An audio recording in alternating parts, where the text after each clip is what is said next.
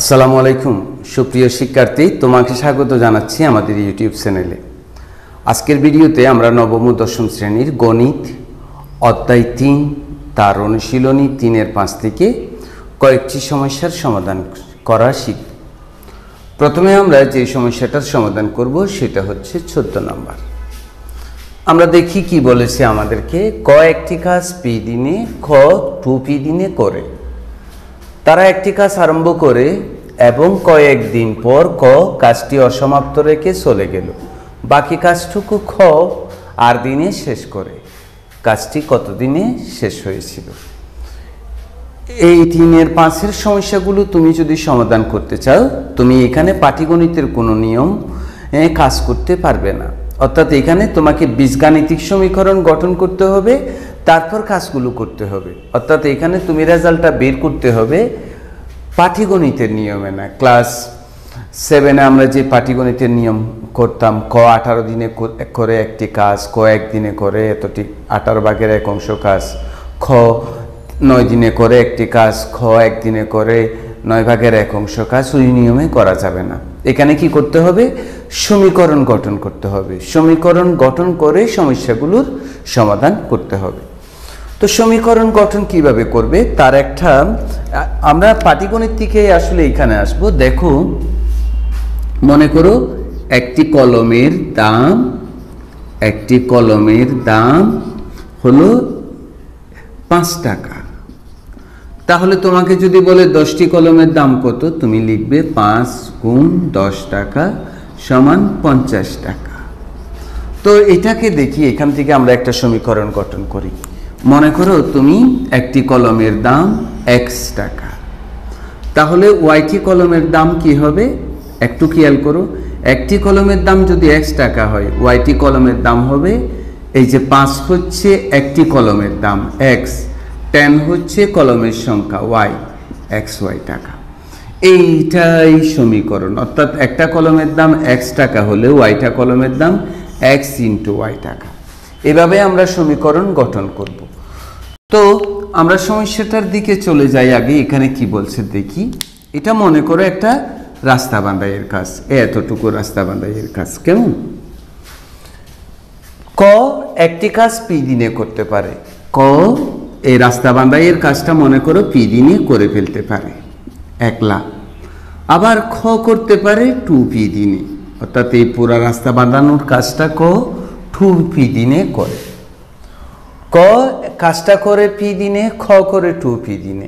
এখন হয়েছে কি, তারা ওই কাজটায় একটি কাজ আরম্ভ করে, তারা দুজনে মিলে, ক এবং খ দুজনে মিলে কাজটা আরম্ভ করে এবং কয়েকদিন পর ক কাজটি অসমাপ্ত রেখে চলে গেল।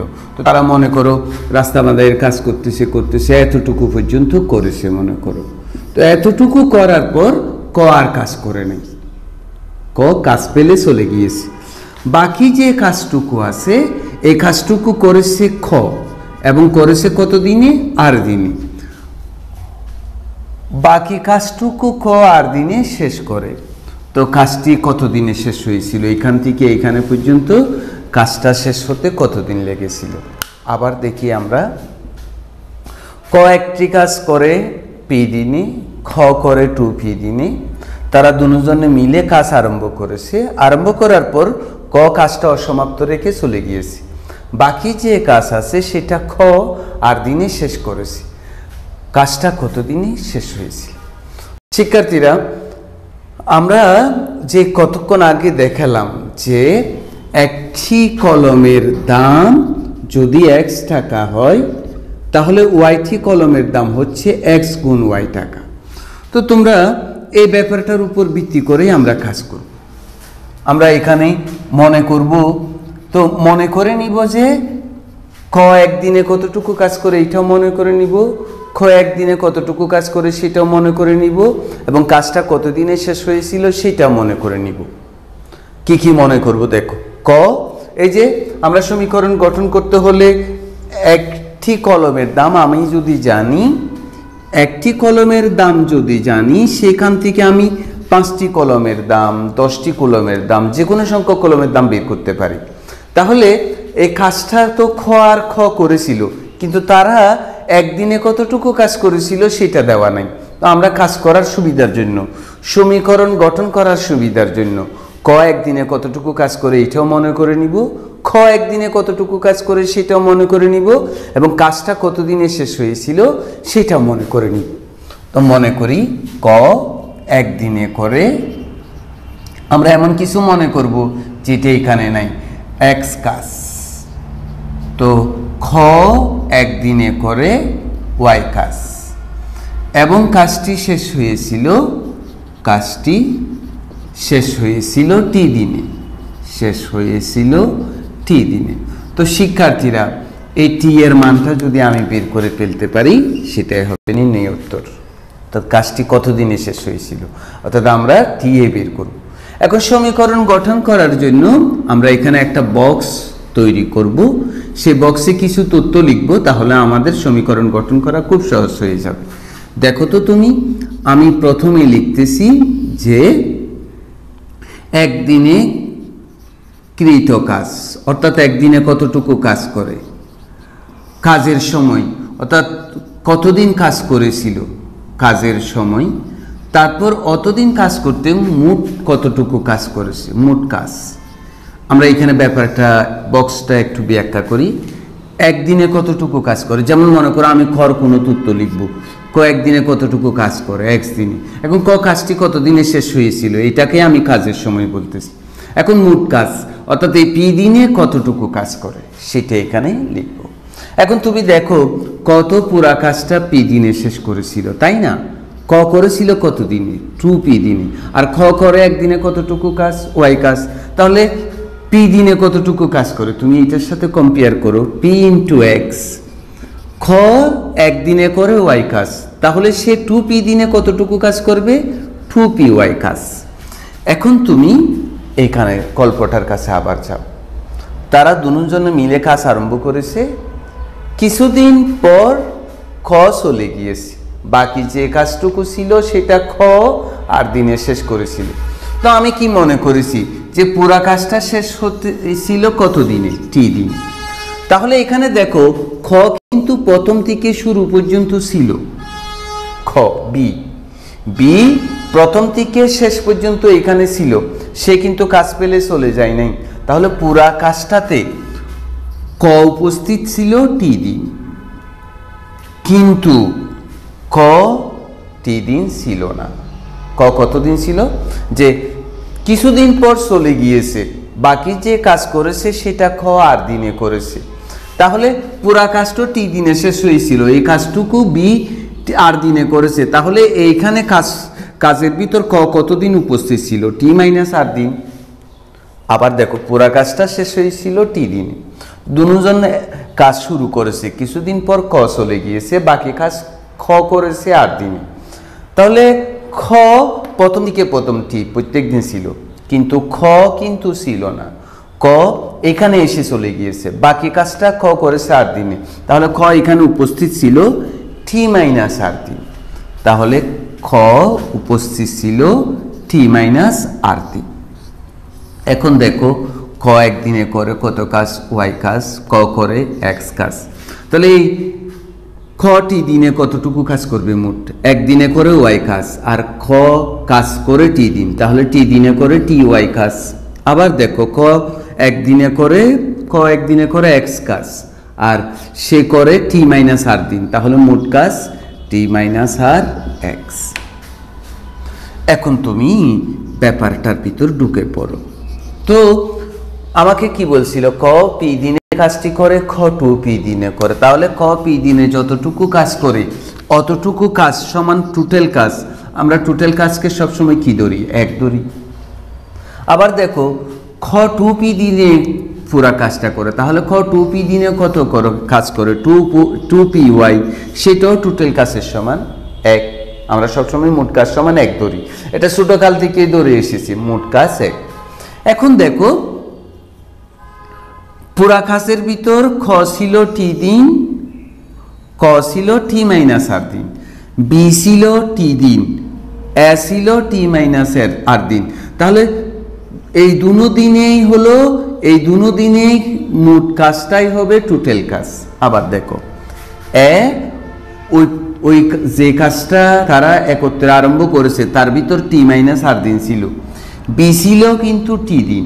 তাহলে এই যে বির টি দিনের কাজ এর টি মাইনাস আর দিনের মোট কাজ সবগুলো কাজ যোগ করলেই তো কাজটা শেষ হয়েছিল। তাহলে এই টোটাল কাজের ভিতর বি এর টি দিনের কাজ আছে, এ এর টি মাইনাস আর দিনের কাজ আছে। তাহলে বি এর টি দিনের কাজ এবং এ এর টি মাইনাস আর দিনের কাজ যোগ করলেই টোটাল কাজের সমান হবে, অর্থাৎ টি y plus t minus r x যোগ করলে হবে মোট কাজ। এখন আমরা এইখান থেকে ইকুয়েশন গঠন করে টি এর মান বের করে পারলেই সময়টা পেয়ে যাব। তাহলে এটা কি মিন করে যে ফি এক্স ইকুয়াল টু কত 1, এক্স অজানা রাশি, সুতরাং এক্স ইকুয়াল টু 1 ফি। আবার শিক্ষার্থীরা 2 ওয়াই সমান 1, তো ওয়াই অজানা রাশি, ওয়াই এর মান বের করবো 1/2 পি, এইটা সমান 1 এবং t y plus t minus r x equal to 1। এই ইকুয়েশনটা থেকে যদি আমরা টি এর মান বের করে ফেলতে পারি তাহলে এই সমস্যাটার উত্তর পেয়ে যাব আমরা। চলো এখান থেকে আমরা টি এর মান বের করি। তো টি ওয়াই, টি এর সাথে এক্স গুণ করো টি এক্স, আর এর সাথে এক্স গুণ করো আর এক্স ইকুয়াল টু 1। তো আমরা যেহেতু টি এর মান বের করবো ব্র্যাকেট দিয়ে ফেলি, টি কমন নিই, ওয়াই প্লাস এক্স, ওইটাকে ডানে নিয়ে যাই, মাইনাসটা কি হয়ে গেল প্লাস হয়ে গেল। তো শিক্ষার্থীরা এবার আমরা মানগুলো বসিয়ে দিব কার কার, এক্স এবং ওয়াই এর। এই মানগুলো অজ্ঞাত রাশি ছিল। তাহলে ওয়াই এর মান কত দেখো 1/2 পি, এক্স এর মান কত দেখো 1/ফি 1, আর এক্স এর মান কত 1/ফি। তো আমরা লসাগু বের করি, 2 পি আর পি এর লসাগু 2 পি, 2 পি কে 2 পি দিয়ে ভাগ দিলে 1, 1 কে 1 দিয়ে গুণ দিই, 2 পি কে পি দিয়ে ভাগ দিলে 2, 2 কে 1 দিয়ে গুণ দিই 2, 1 আর বাই পি। তো টি 2 এর একে 3, 2 পি লসাগু বের করি পি, পি প্লাস আর। দেখো শিক্ষার্থীরা আমরা কিন্তু টি এর মান বের করব, তাহলে ওইটাকে পুরাটাকে ডানে পাঠিয়ে দিই। তো ওইটা পুরাটা যখন ডানে পাঠাবো কি হবে, p plus r by p, 2 পিটা যাবে উপরে আর 3টা যাবে নিচে, তো পি পি কাটা, সুতরাং টি সমান 2 পি বা আর বাই 3। সুতরাং কাজটি 2 পি প্লাস আর বাই 3 দিনে শেষ হয়েছিল, দিনে শেষ হয়েছিল। এটাই হচ্ছে নির্ণয়। এখন আমরা করব 17 নম্বর সমস্যাটার সমাধান। বনভোজনে যাওয়ার জন্য 5700 টাকায় একটা বাস ভাড়া করা হলো, অর্থাৎ বনভোজনে যাব সেজন্য কি করা হয়েছে 5700 টাকা দিয়ে একটা বাস ভাড়া করেছে। কিন্তু শর্ত ছিল, কি শর্ত ছিল? শর্ত হলো প্রত্যেক যাত্রী অর্থাৎ যতজন যাবে প্রত্যেকেই সমান ভাড়া বহন করবে, অর্থাৎ যতজন যাবে সবাই সমান ভাড়া দিবে। 5 জন যাত্রী না যাওয়ার সময়, হ্যাঁ বনভোজনে যাওয়ার জন্য তো সবাই প্রথমে আগ্রহ প্রকাশ করে, কিন্তু যখন রিয়েলি যেতে হয় তখন দেখবে যে কিছু অনুপস্থিত থাকে। এখানেও তাই ঘটেছে যে 5 জন যাত্রী না যাওয়ায় কি হয়েছে, মাথা পিছু ভাড়া 3 টাকা বেড়ে গেল। অর্থাৎ যতজন যাওয়ার কথা ছিল সবাই গেলে মাথা পিছু ভাড়া যত হতো তার থেকে 3 টাকা মাথা পিছু ভাড়া বেড়ে গিয়েছে। কতজন যাত্রী বাসে গিয়েছিল, বাসে যাত্রী কতজন ছিল, বাসে কতজন যাত্রী গিয়েছিল। আবার দেখি ব্যাপারটা, অর্থাৎ একটা বাস ভাড়া করা হয়েছে 5700 টাকা দিয়ে, শর্ত সবাই সমান ভাড়া দিবে, কিন্তু যাওয়ার সময় 5 জন যাত্রী যায়নি। তো না যাওয়াতে কি হয়েছে, সবাই গেলে জনপ্রতি মাথা পিছু ভাড়া যত হতো সেটা 3 টাকা বেড়ে গিয়েছে। 5 জন যাত্রী না যাওয়ায় মাথা পিছু ভাড়া 3 টাকা বেড়ে গিয়েছিল, বৃদ্ধি পেল। তো বাসে কতজন যাত্রী গিয়েছিল, অর্থাৎ পিকনিকে যাওয়ার সময়, বনভোজনে যাওয়ার সময় যাত্রী কতজন ছিল সেটাই বের করতে হবে। শেষবার বলছি, 5700 টাকা দিয়ে একটা বাস ভাড়া করা হয়েছে, সবাই সমান ভাড়া দিবে। যাওয়ার সময় 5 জন যায়নি, 5 জন যায়নি দেখে কি হয়েছে, সবাই গেলে মাথা পিছু ভাড়া যত টাকা হলো এটা 3 টাকা বেড়ে গিয়েছে। যাত্রী কতজন গিয়েছিল? কেমন? চলো আমরা দুইটা তথ্য এখানে মনে করে নিব যে আগ্রহী যাত্রী কত ছিল। মনে করি আগ্রহী যাত্রী অর্থাৎ যারা যেতে চেয়েছিল, আগ্রহী যাত্রী 1 জন এবং তাদের জনপ্রতি ভাড়া পড়েছিল মনে করো কত টাকা? y টাকা। দেখো আমরা সমীকরণ গঠন করার সময় এখানে সমীকরণ গঠন করার অন্যতম কৌশল হলো একক জানতে হবে। অর্থাৎ তোমাকে যদি 20টা কলম বলে আগে একটা কলমের জানতে হবে, তারপর 20টা কলমের দাম। একজন যাত্রীর ভাড়া জানতে হবে, তাহলে 50 জন যাত্রীর ভাড়া কত। তো সেই জন্য আমরা মনে করে নিয়েছি যে এখানে যাত্রী কতজন, এইটা তো আমরা আগ্রহী যাত্রী না, আমরা প্রকৃত যাত্রী বের করব। আমরা মনে করে নিয়েছি আগ্রহী যাত্রী 1 জন এবং জনপ্রতি ভাড়া হচ্ছে y টাকা, এককটা ধরে নিয়েছি। এখন আমরা এখানেও একটা বক্স করব। দেখো বক্সে আমরা কি লিখব? প্রথমে লিখব, এখানে লিখব জনপ্রতি ভাড়া, তারপরে এখানে লিখব যাত্রীর সংখ্যা, এখানে লিখব মোট কত ভাড়া পেয়েছে, মোট ভাড়া। এখন দেখো আগ্রহী যাত্রীর সংখ্যা ছিল কতজন? 1 জন। জনপ্রতি ভাড়া কত ছিল? y টাকা। তাহলে মোট ভাড়া তুমি দেখো একটা বাসে একজনের অর্থাৎ 20 জনের ভাড়া কত, এটা কিভাবে বের করব? 1 জনের ভাড়ার সাথে 20 গুণ করে না, তো 1 জনের ভাড়া ছিল y টাকা, গিয়েছিল 1 জন, তাহলে মোট ভাড়া xy। এখন প্রকৃত তো তত হয়নি, প্রকৃত কত? 5 জন যাত্রী যায় নাই, তাহলে যাওয়ার কথা ছিল 1 জন, 5 জন যায়নি, তাহলে যাত্রীর সংখ্যা কতজন? x - 5 জন। এবং তখন মাথা পিছু ভাড়া কি হয়ে গিয়েছিল? আগে যত টাকা ছিল তার থেকে 3 টাকা বেড়ে গিয়েছে। 1 জন গেলে জনপ্রতি ভাড়া ছিল y টাকা, তো যেহেতু এখন 5 জন যায়নি, তাহলে মাথা পিছু ভাড়া 3 টাকা বেড়ে গিয়েছে, তাহলে y থেকে 3 টাকা দিতে হয়। তাহলে এখন 5 জন যাত্রী না আসলে যাত্রীর সংখ্যা হচ্ছে x - 5, তখন মাথা পিছু ভাড়া হচ্ছে y + 3। তখন ভাড়া কত উঠে? x - 5 × y + 3, ওই যে 1 জনের ভাড়া গুণ যতজন গিয়েছিল।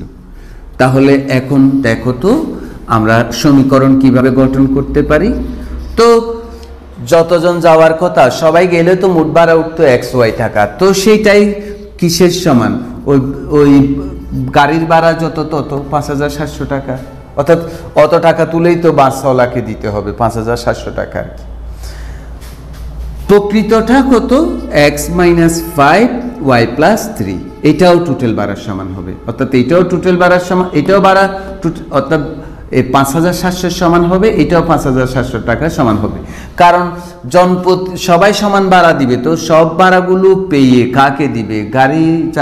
গাড়িকে যত টাকা দিয়ে ঠিক করা হয়েছিল তত টাকা দিয়ে দিবে। তাহলে xyও হলো 5700 টাকা, এটাও হলো 5700 টাকা।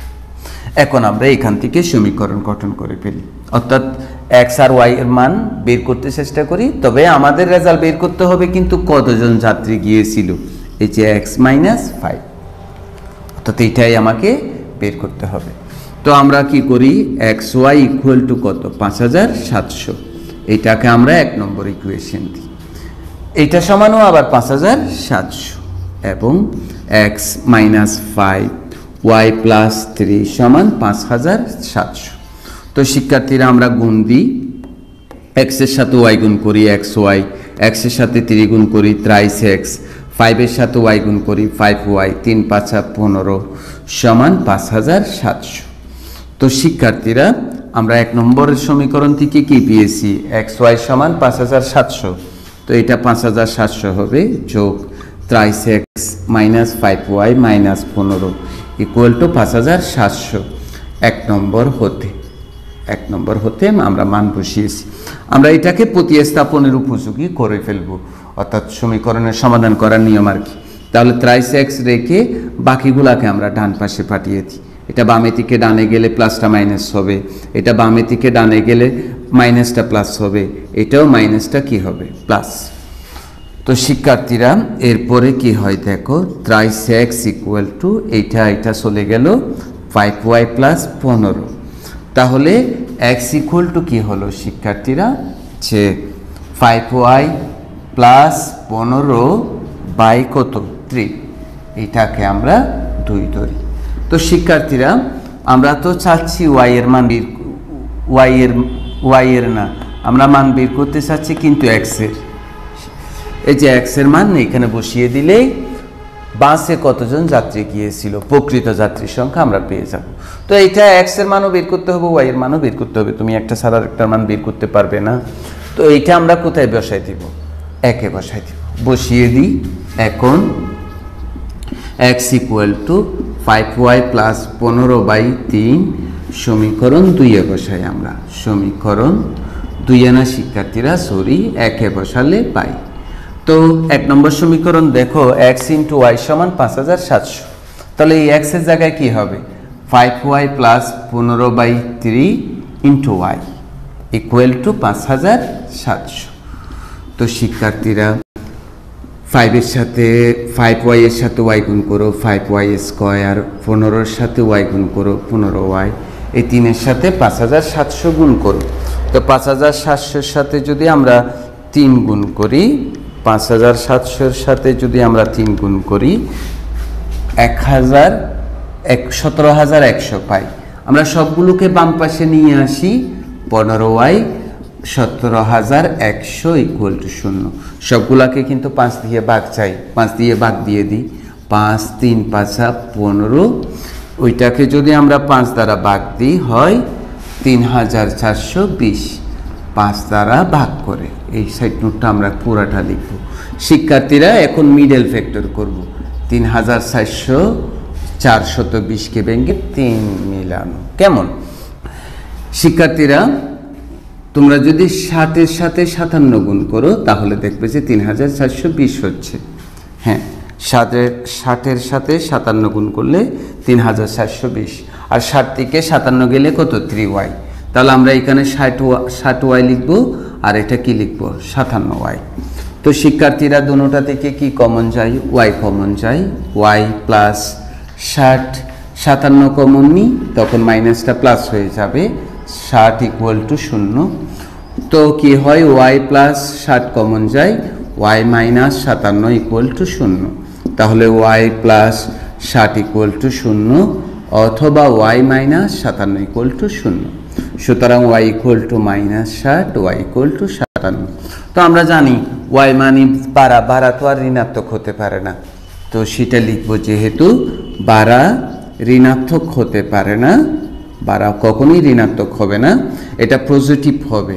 সুতরাং y এর মান কি হবে না মাইনাস 60, y এর মান হবে 57। তো আমাকে তো x এর মান দরকার, তো আমরা y এর মান 2-এ বসাব। তো আমরা বসাই y এর মান সমীকরণ 2-এ বসালে পাই, সমীকরণ 2-এ বসালে পাই।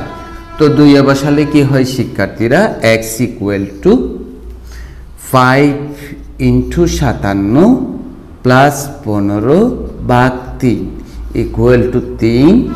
তো 57-র সাথে আমরা 5 গুণ দিই, তার সাথে যোগ করি 15, হয় 300, 300কে 3 দিয়ে ভাগ দিলে হয় 100।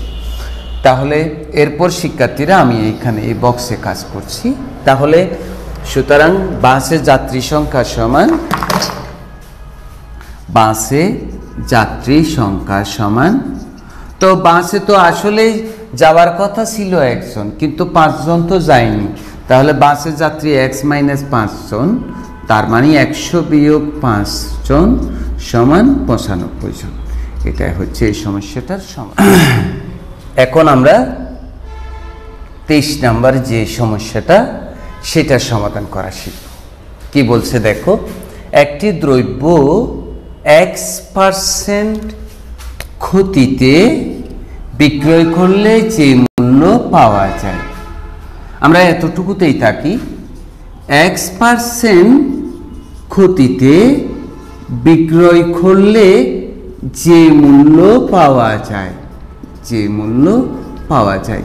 আমরা এই লাইনটা দেখি তো এখানে কি বলছে, যে একটা দ্রব্য x% গতিতে বিক্রয় মূল্যে যে মূল্য পাওয়া যায়, তার মানে x% গতিতে বেচলে যে মূল্য পাওয়া যায় মানে বিক্রয় মূল্য যত হয় আর কি, অর্থাৎ যে মূল্যটা হচ্ছে এটা বিক্রয় মূল্য।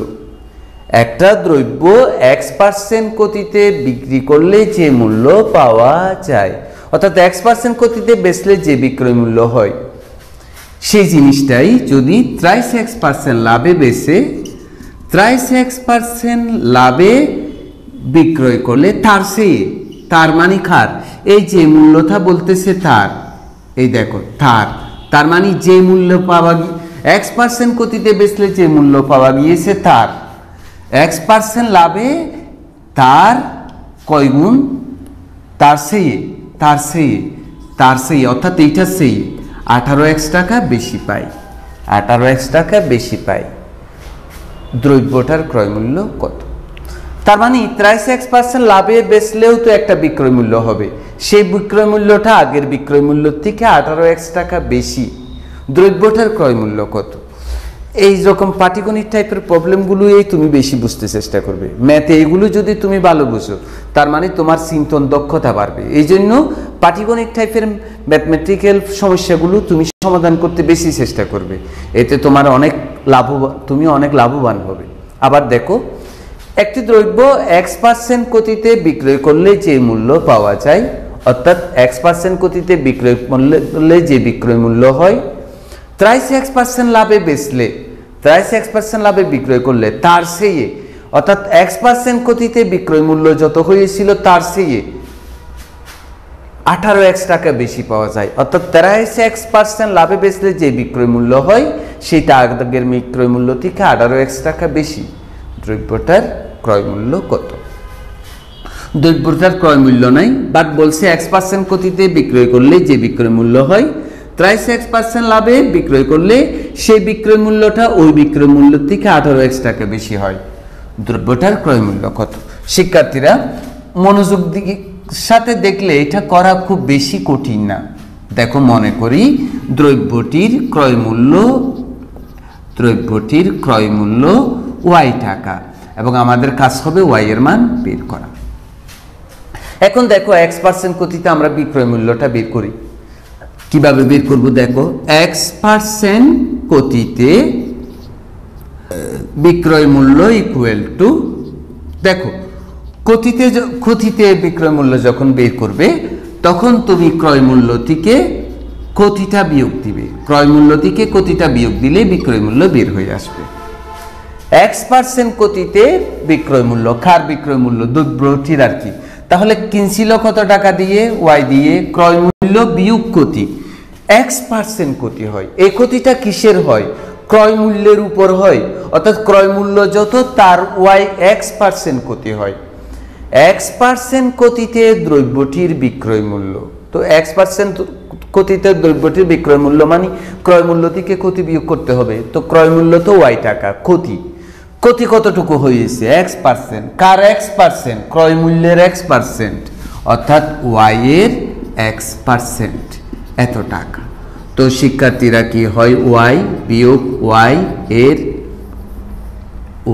এর x উপরে 100 কোথায়? নিচে, এত টাকা। তো শিক্ষার্থীরা কি হয়? y বিয়োগ xy/100 টাকা। তো শিক্ষার্থীরা এখন আমরা 30x% লাভে বিক্রয় মূল্যটা বের করি। সুতরাং 30x% লাভে ওই দ্রব্যটার বিক্রয় মূল্য।